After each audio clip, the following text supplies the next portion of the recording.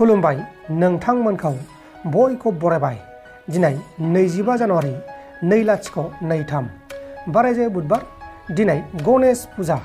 फैदो दिननि खौरांफोरखौ बेखेवनोसै। चिरां जिल्ला बonsua आफादनि सायाव इउनाइटेड फराम अफ एक्स एनडिबि आफादनि खौरांगिरिनि मेल। काजलगावनि हानि बेले बेजे जानायाव बारग' एनडिबिफोरा लोब्बा दं होननानै बonsua आफादा खौरां बिजोंनि गेजेरजों बुंनाय बाथ्राया नंखायसो आरो बेखौ लानानै बिथांमोना निमाहा बिनांगौ होननानै बुंनायजों लोगोसे एनडिबिफोराल' सोमावसारदों होननानै जोङो माब्लाबो बुंना लायाखै। बड'लेण्ड रायजोनि थाखाय बयबो रायजो राजाफ्रानो सोमावसारदों, बाहागो लादों होननानै रोखा बुंथिदों। बिथांमोना मा बुंखो बेखौ ससे खोनासंदो। बेयावहाय चिरां जिल्लानि बonsua आफाद होननानै बुंदों। बे चिरां जिल्लानि बonsua आफादनि सोद्रोमाफ्रा बेयाव बे थांनाय 23 तारिखआवहाय बेलासिनि 3टायाव माने प्रेस मिट खालामदों। दा बेयावहाय जोंखौ बुंदों जे एनडिबिआल' संग्राम खालामाखै। माने आं बे खोथा बुंनायाव आं जोबोद दुखु मोनदों। माने आं कन्डेम खालामदों आरो माने आं एकदम निन्दा खालामदों। बिथांमोना जाहाथे बे खोथाखौ बुङा। बिथांमोना बिदि बुंनो थाखाय जोंनि सायाव मा अधिकार दं? जोंनि सायाव जेबो अधिकार गैया बिदि बुंनो थाखाय। दा आं बिथांमोनखौ खावलायदों, बिथांमोनखौ आङो स्ट्रिक्टलि आङो बुंदों जे जानला मोनला खोथाफोरखौ माने बेबायदि बुंनो हायोबा आं बुंनो मोनदों होननानै खोथाखौ बुंला जानाय नङा। थिगासे खोथाफोरखौ बुंनो हागोन, बयबो राइट्स दङ। खिन्थु माखासे खोथाखौहाय मिथिया लाबा खोथाखौ बुङोब्ला बेयाव जानाय नङा। बेयावहाय जि बाथ्राखौ बाहायदों बिथाङा जोंनि सिगाङाव क्षमा लानांगौ आरो बे खोथाखौ लानानै बिथांमोना दिनैहाय संग्राम खालामदों जों बेबायदि खोथाखौहाय जोङो बुङाखै एनडिबिआ। दा बिथांमोना जोंखौ बेबायदि स्टाइलाव बुंदों। बिथांमोनाल' संग्राम खालामदों नामा? एनडिबिआल' खालामदों नामा? गबिन्दआल' खालामदों नामा? बे खोथाखौ उल्लेख खालामदों बिथांमोना।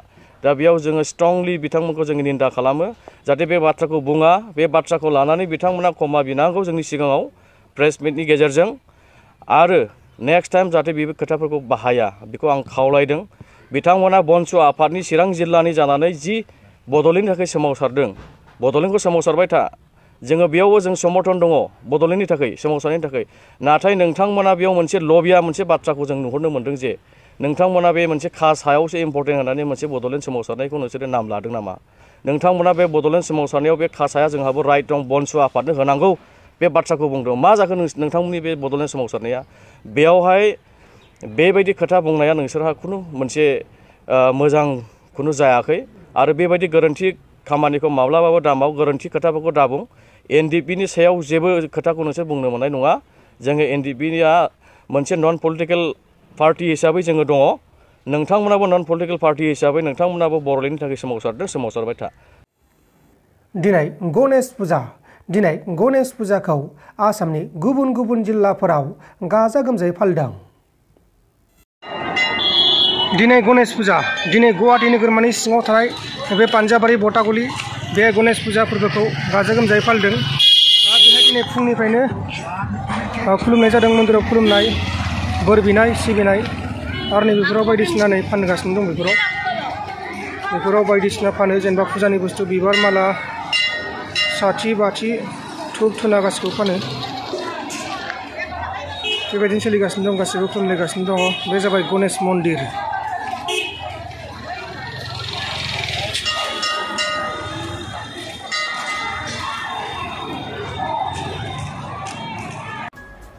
नोंथांमोन दासिमनि माखासे खौरांफोरा बेखिनिनोमोन। बेखिनिसिम नायनायनि थाखाय नोंथांमोननिसिम रोजा रोजा साबायखर। गोजोन्थों। एसेनोसै। जै बर' हारिनि।